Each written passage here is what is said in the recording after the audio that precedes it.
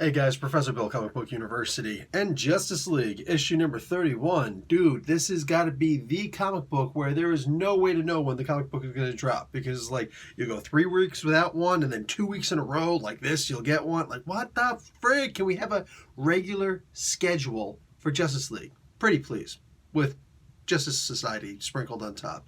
Oh, we kind of get that here. Anyway, guys, let's get talking about who made this comic book, and then I want to tell you about 5 things in regards to this comic book.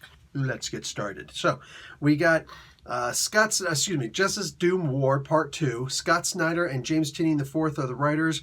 George Jimenez on art, Alejandro Sanchez on the colors, Tom Napolitano on letters. Cover, Francis Manapul, and the variant cover is Julian Totino Tedesco. So, what we have here is basically let's just go into number 1.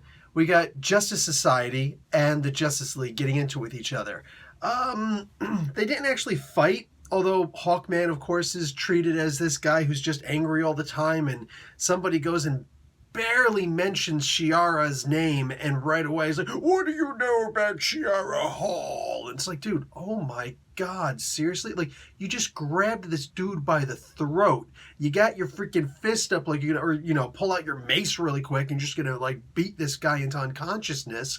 Like, all he did was mention your girl's name. What the frig, man? What the like, really horrible depiction of Hawkman. Sorry if I do say so myself. That being said, I'm getting a little tired of constantly getting these whole Justice League and Justice Society mentions back and forth and what. It's like, dude, what are you even talking about? Like, these guys have met so many times. What, they haven't met since post Rebirth? I mean, come on, dude. Like, there's only but so many times you can have these guys so-called meeting for the first time. And let's not forget, just 3 story arcs recently in The Flash, we had Barry Allen meeting with the multiverse of Flashes. So what the and especially with Dr. Fate on the team, you're telling me that he can't simply look at this and say, well, this is clearly an altered reality and from the future. So that's all this is. So, hey, let's try not to get into this too much. But like, you tell us what's going on. No, you tell us what's going on. Well, you're in our headquarters, so you tell us what's going on. Well, a league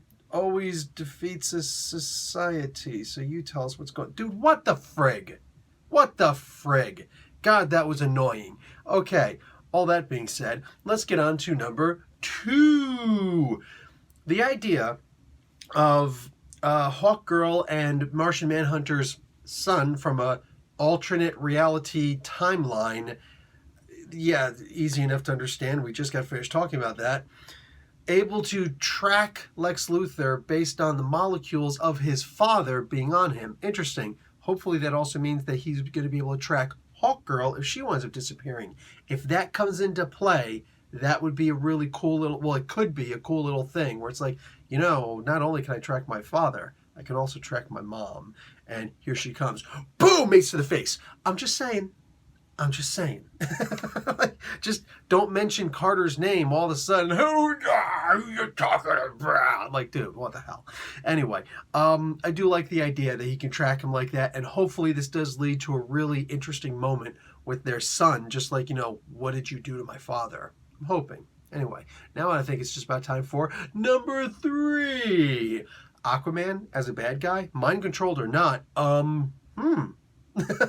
That is interesting. That's something we haven't seen for a while, especially considering the fact that, according to the Justice League, Aquaman is dead. He died back in the Drowned Earth thing. Yes, we saw Wonder Woman show up with the whole, what was happening recently in the Kelly Sue DeConnick Aquaman, but this could take place before that happens. It's just write a little note. Hey, this happens before Aquaman number whatever. So Aquaman number Kelly Sue DeConnick. How about that? So easy enough to do. But actually having Aquaman as a potential bad guy in here, yes, please. Let's just see what happens. Maybe he's, mind controlled. Maybe he's not mind controlled. He's just lied about something. Maybe it's an evil version of Aquaman. I don't know, but Aquaman versus the Justice League, yeah, I'm down for seeing anything that's going to show Aquaman being a lot tougher than they typically show him being. Anyway, especially with John not being there, his psychic power should trump anybody that is going to try anything there, including his son. Hopefully his son. We'll see. We'll see. Anyway, guys, let's move on to number 4. The Batman jokes in this were freaking great. I think that we could have used a couple of more, but, you know, maybe have Jarro say something, but whatever. Commandy talking about, wow, the way that, you know, Wonder Woman and Superman fight. Oh my God, it's just amazing. And Batman's just laughing like, kid, if I were in there, you would see that they ain't got nothing on me. Like, that was great. You know, hey, is this the same tech that they used to shrink Batman and put him inside of Superman's body? We don't talk about that. That was great. That's all I needed. Just a little bit of humor in this ultra serious and a little bit convoluted story where, let's be realistic, it feels like Snyder's going back to the earlier days of his Justice League run here, where there was just way too much going on. Those first 6 to 8 issues were just such a cluster. I thought about dropping the book every single issue. This issue, previous issue also, but not as much as this issue, made me feel like, dude, there's way too much going on. Anyway, I do believe that we're up to number 5. So number 5 is killing Lex Luthor. No, that didn't happen in this book.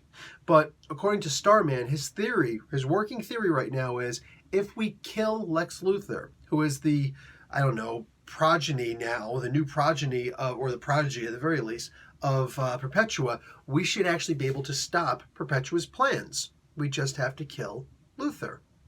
Not as easily said as done, especially when you got a bunch of people with morals running around there, right? But however they're going to handle this, there's a potential of something cool here. Oh, we have to kill him. You know, there was no other way. Whichever one pulls the trigger, so to speak, and actually offs Lex Luthor, we're talking about a great storyline for this character for a while. It can even become a solo issue if it's not somebody who already has a solo series.